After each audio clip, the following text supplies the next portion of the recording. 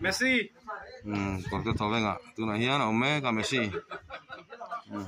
Argentina là Malaysia lệ mà nghe hiền mù tụ nó muốn đi chuan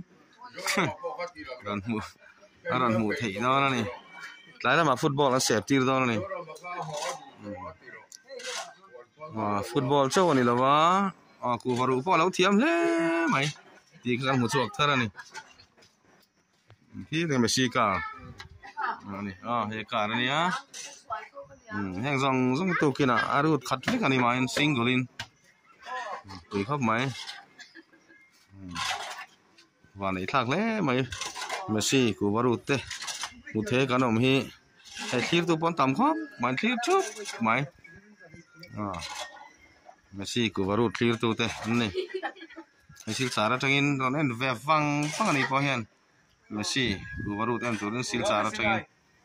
in xả trong in rồi sau về văng này Messi cú vào rùa em tụi in